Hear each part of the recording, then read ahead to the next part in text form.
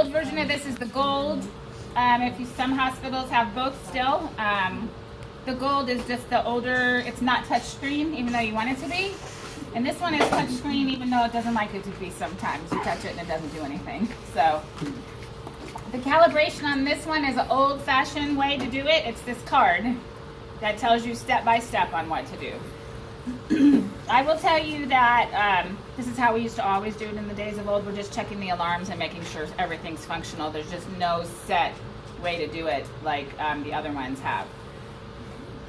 A lot of hospitals don't do this whole calibration. They do the flow sensor test and the leak test, or what's called the tightness test, and they don't do the rest. Here's my problem with that, and your problem with that, is that if... You done?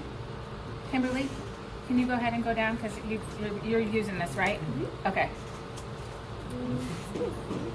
If something happens to your patient and you don't do the full calibration test, then you're going to have to justify why it wasn't done. Do you guys need to get your notes or anything that are just coming in? Okay. So you're going to have to justify why this wasn't done. And remember, these record everything. So we could download the information and we can tell by the steps that were done on whether the calibration was done or not. So if you say it was and it wasn't, we'll know you're lying. And by we, I mean the attorney and the people that are suing the hospital or you for negligence. So a lot of times they shortcut and don't do this, but I do not recommend it. It's a bit of a pain because it's old-fashioned and you have to follow this and do it step by step. But at the end of the day, we have a human being on the end of this machine and we do need to make sure that it calibrates correctly. So we're going to go through most of it. I'm not going to read every single one of these. The way this card works, it tells you, the first column says do or observe, and it tells you what it wants you to do. The second column says verify. So you do this, and then you watch for this to happen. And you got to do that step by step. So in the first step, it tells you to connect ventilator to AC power and compressed air supply only, not to oxygen. And set up the ventilator like you would. So right now I have only the air hooked up. I don't have the O2. Just leave it undone. Have it plugged in, put your circuit on it.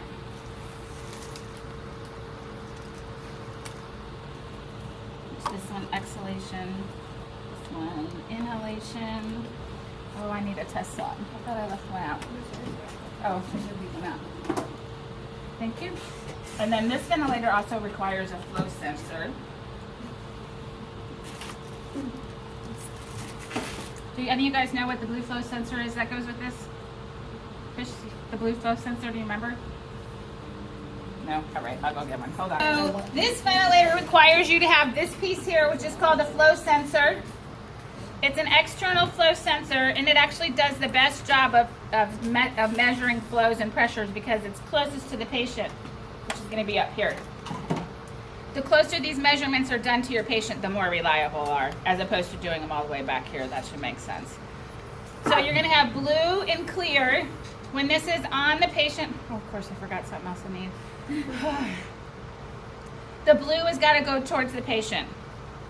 Then down here it's going to hook up, and you're going to see a blue ring and silver, silver meaning clear, and that's where they're going to go. So blue is going to hook onto here,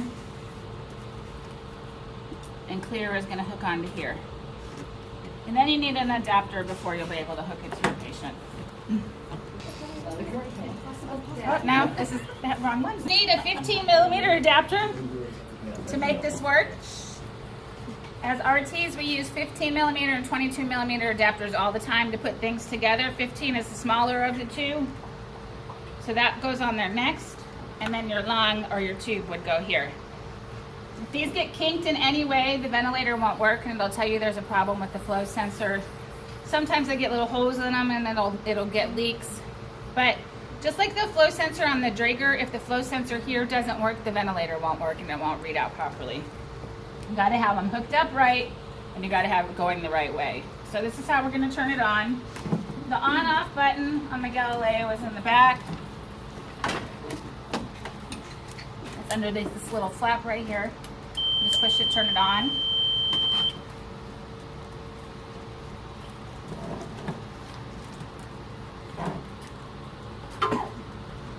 And it'll go through its little self-test.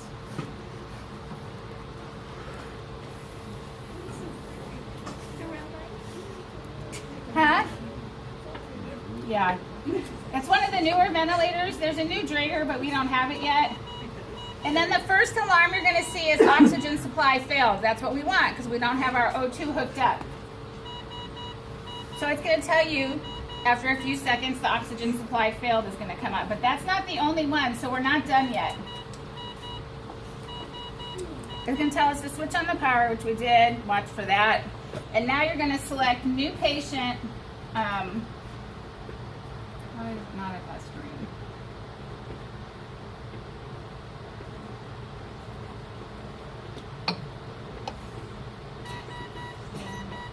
Normally, they must have a new version because normally this doesn't do all this. So right here is the spot for new patient. So we can do new patient, adult. We always want adult. And then start your ventilation. Now, the other thing you're going to see is that this ventilator always defaults to ASV mode. ASV mode is a weaning mode that we're not going to use right now. So once you turn on the vent and get things started, the first thing you have to do is go up to modes and change it to the one that says SCMV. Hit confirm, and then hit confirm again. And if you don't do it twice, it doesn't actually put it into that mode. So once your calibration is started, it should say SCMV adult. And if you don't do that, it's going to mess up one of your steps. So if you're going through part way and you haven't changed it to SCMV, I know you haven't done what the card said. So that's the first thing you should do after it hooks up.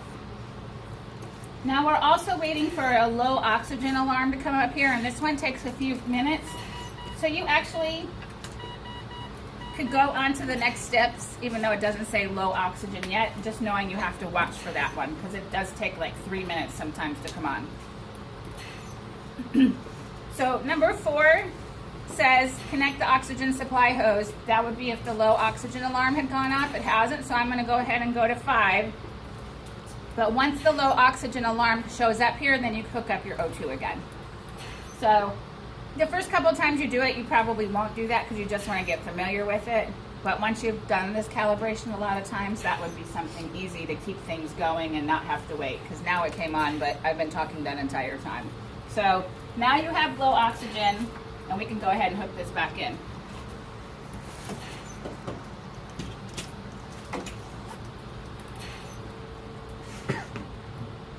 And once it registers that, it'll clear those alarms. Takes a minute. Okay, so number 5 says open system, which down here says system. And then we want to go to date and time. And you want to make sure that the date and time are correct. It says that it's 15, so we're going to change that to 16. And you won't have to do it again, but it's checking because normally checking to make sure that your date and time are correct. Then from here, you can go to the test and calibration tab. The next step says number 6, perform flow sensor calibration, tightness test, and if necessary, O2 cell calibration. You don't do the O2 cell calibration, you guys, unless it tells you you need to. And it will hardly ever tell you that you need to.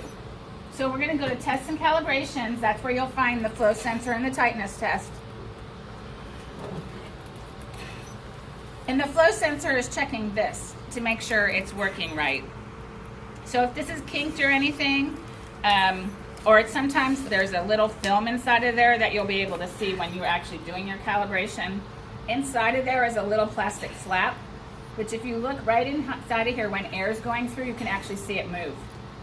And by it moving, it decides how fast everything, what the flow is, how fast everything is moving through there. So when it tests it, it puts so much flow through there, and then it reads to make sure that that registers. It's all done internally, but that's essentially what we're checking, is to make sure that this is reading correctly. So we're making sure our patient data is reading correctly. So when you start the test, you need to make sure that your blue and your clear are in the right position, with blue towards the patient. So then we're going to hit flow sensor. It's going to tell you calibration in progress. So on this one, everything it wants you to do is up here in the blue box. Tells me to disconnect my patient.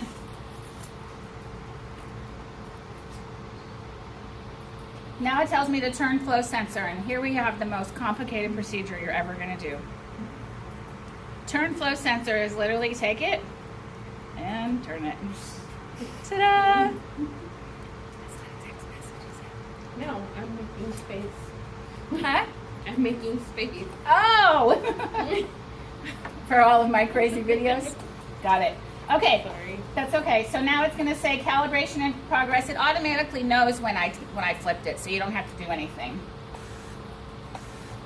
And if you listen, you can hear it. If your circuit is not together correctly, if there's a leak somewhere, if you're missing something, it's not going to do that. It's just going to sit there forever and not do anything. And you'll call me over and say what's wrong.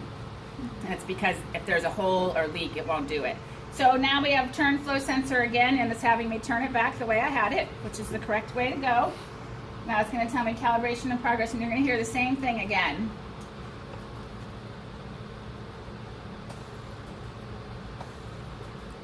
And when you're doing this, if you actually look at that flow sensor, you can see the little flap in there moving.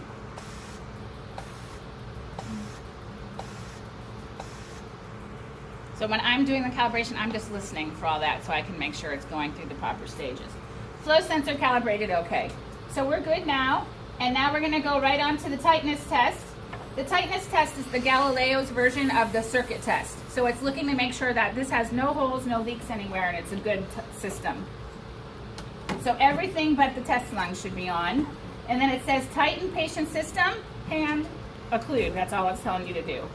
Once you've done that, it will recognize it, and you'll see the bar go over, and it's going to say patient system tight. The other thing you'll notice, if you look over there on the screen, it's doing one breath after another, after another, after another. It's because I'm blocking the end of it with my hand. So some people don't see that the tightness test okay button because it comes up really quick. So if you miss it, but you hear it doing this, then the test is done. Okay? So let's do it one more time. So tightness test, calibration in progress.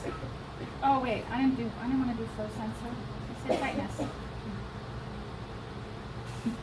Tighten patient system.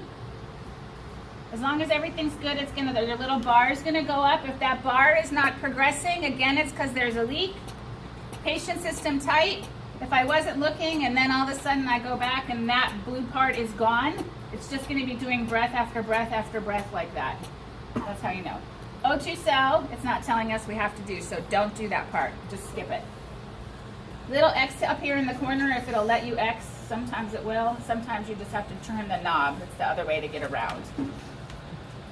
Okay. So now it tells me to open monitoring window. I gotta hook my patient back up. And this is one of those areas why you need to be in the right mode here, because if you're not, this next part is not going to go right. So number 7 says open monitoring one window, which is that one right there. Monitored data is within ranges shown on reverse side of the card. So when you put this in CMV at the beginning, it went to default settings. You didn't have to change any of those. So those are default settings for the Galileo. So what it's having you check is to make sure that if I set my rate at 15, it's actually doing 15. If I set my volume at 500, that my readout is actually 500. So right now, my rate is set at 15 and I'm actually doing 15. So this is always where you get your patient data. So you're just looking to see that the data falls within the ranges here. So after that's done, then it tells you to squeeze demonstration lung several times, and it says trigger indicated display. So what you're looking for when you trigger the demonstration is a little triangle right here. That tells me that it's a patient effort. That's how the Galileo shows a patient effort. Triangle, triangle. So that's what you just want to make sure that you see. If you don't see it once, do it again, and you'll see it then. Little triangle. Okay, so we got that. Huh? Disconnect demonstration lung. So we're going to disconnect. Actually, you always want to clear alarms. Okay, there we go. Why are you alarming? You don't want anything alarming when you're going to the next one because it's going to skew your numbers. Okay, so disconnect. So I should get a disconnect patient side and a low minute volume alarm. That's what I'm looking for. There's my disconnect on patient side. And now I got my low minute volume alarm. And then it's going to tell me to reconnect my lung. And then the next one, it says disconnect expiratory limb from expiratory valve. So that's right here. Take this off the valve I showed you earlier and do that. Occlude it. I just use my leg. Exhalation obstructed. It's just checking to make sure that it would recognize if there was a problem with exhalation. And then put it back. 2 more steps. Now the next one is induce a high pressure alarm. So now we have to go into the alarm section.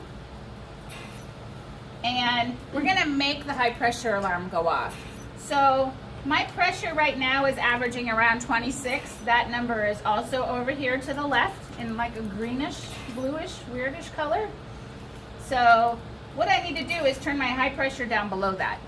Because if I make the high pressure below what I'm doing, it'll make the alarm go off. So we're at 26, so I'm just going to turn this so it goes down below my little line. I'm going to hit enter, and then I'm going to get a high pressure alarm. Excuse me. And then I'm going to go put it back where it was.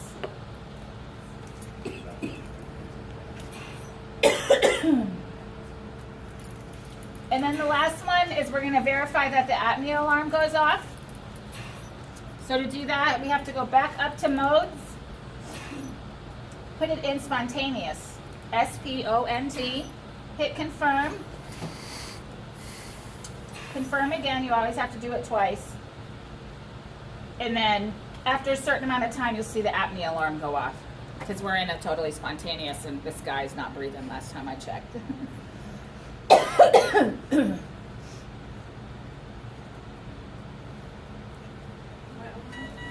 Apnea ventilation. And then you'll be done with the calibration. I will tell you that I know from experience that everybody hates the calibration on the Galileo. Everybody hates the names on the Draeger, but they are what they are. And if you go work at a hospital that has this, or you do your clinic rotation, then you need to know how to use it. You don't usually get to pick the ventilator that you're working with. So that's what you need to do in between each patient. So I'm going to go ahead and put the ventilator on standby. So to put it on standby, you hit the standby button right there. And then activate standby by pushing that button. So remember, just like the other ventilators, it's a 2-part process. It wants to confirm. And now it's going to tell us it's in standby. And then we can do new patient or last patient, adult, pediatric, neonatal. We know we're going to start with adult. Don't worry about the problem here for the ideal body weight, and we just hit start. Then when we're ready to go back to ventilating. Up here under modes is where you can set the different modes and then the rest of your settings. So let's go through the modes on the Galileo. ACVC on the Galileo is S in parentheses and then the letter CMV.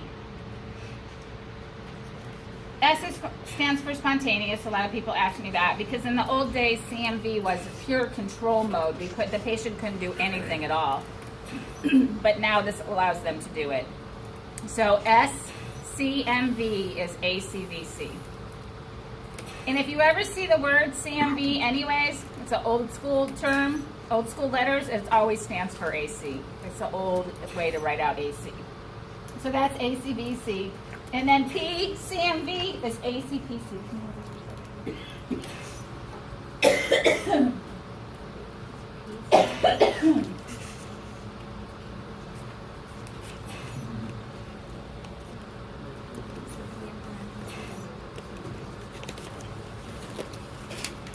Thank you. So ACVC, SCMV, PCMV is ACPC. Okay? Then if you want SIMV, VC, you go to the tab that says just SIMV. What's the last time you said 3, right? SIMV, VC is SIMV. SIMV, PC is P-SIMV.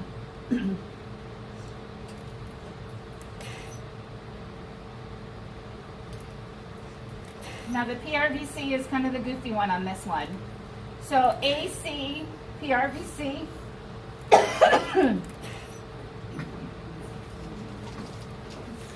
AC PRVC is APV. A as in apple, P as in purple, V as in ventilation. CMV. So AC PRVC is APV CMV. And SIMV PRVC is APV and then the words SIMV next to it. So basically on the Galileo, APV is PRVC. Like on the PBVC plus was PRVC. It'll just be a matter if it has CMV or SIMV in front of it. Spontaneous is for your weaning spontaneous mode. Any questions on that? Okay, so once you go into your mode that you want to set, confirm, and then up here will be where you can set everything. There's a couple things I want to tell you about, in particular to this one, if I can talk.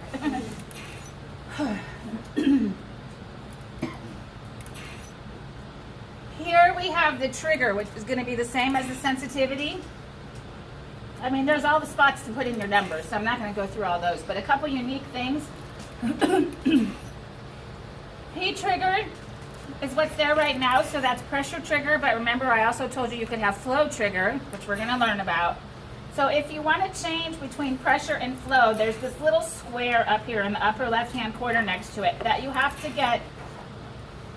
The little yellow around means that you want to change it. So as I'm dialing through, if I have yellow around the area, and then do that, it changes to orange. And then I can turn my dial, change it, and then confirm it back that way so it just has yellow on it again. So I want to get to this little dot because I want to go over to flow trigger. So if I take my dial and I put it so that there's a yellow square around that, push it, it changes that to flow trigger. Push it again, push it, changes it to pressure trigger. Push it again, it usually turns it off, but this one's not letting it turn off. So to change from pressure to flow, you have to use that little button right there. P-ramp is the same as some of the ventilators that we're going to call what's known as rise time. How quickly do I get to a set pressure? And we'll talk about that one more later. Okay, so we're going to say we got through all that. So that's where you set everything. There's also some quick keys here, like there are on all the other ventilators. You can set your rate, your tidal volume, your PEEP, and your FiO2. This is does some fancy stuff that we're not going to get into right now with settings, set PEEP and some things, but right here on the screen I can see my resistance and my compliance. Over here I have some quick keys for patient monitoring. Like all the vents, there's a few things that show all the time. So my peak pressure, my minute ventilation, my exhale tidal volume, my rate, and my I to E ratio. And if I was going to set, like the Draeger and some of the other ones, we can set what we want to have on a screen. Those to me would be the most important values I would want to see. What's my pressure? What's my minute ventilation? What's my tidal volume? What's my rate? And is my I to E or my inspiratory times acceptable? So if I go to monitoring, that'll give me all the patient data that I need for like a vent check, as opposed to just quick ones that are on the screen all the time. So monitoring will get me to all the data where I can do my vent check from.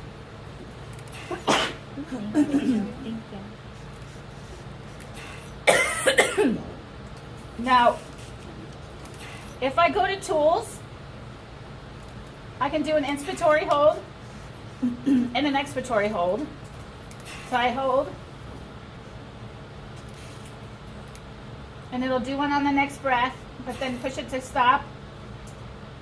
Now, a lot of times what happens is it doesn't show up over here in monitoring. I kind of showed you this in the Draeger too. I did an inspiratory hold. I got a plateau, but it's not reading here. Again, I don't know why they're like that, but they are. So what are you going to do? Because you got to get your readout. This one's similar, except we don't actually have to freeze it. It freezes on its own. So do your inspiratory hold. It'll do it on the next breath. Stop it after a few seconds. And now you'll see up here my screen is frozen. I can take my wheel and I go to where the flat part is on the breath, and whatever that little number is what my plateau pressure is. You almost always have to get it like this. It doesn't hardly ever read in the other area. So you're going to do your inspiratory hold. It automatically freezes. Use your little dial to go where the flat part is. That's where the inspiratory hold is. And get the pressure, which is 26. And then you can use that to document your plateau. Events. This just tells you all the alarms that have gone off and what everybody's done. System is where we went to get our information, do our tests. Checked our date and time. We went there in the beginning. Down here at the bottom, here's our alarm reset for 2 minutes. It'll silence it. 100% O2 for suctioning. Manual breath, that place if you want to go ahead and push your breath. Nebulizer on and off, which we don't use. Standby, which we talked about. Print screen is not anything we have activated right now. So standby, remember, push that if you want to go into standby. Let's see. Patient, male, female, we don't ever use that. There is one section here. TRC is tube resistance compensation.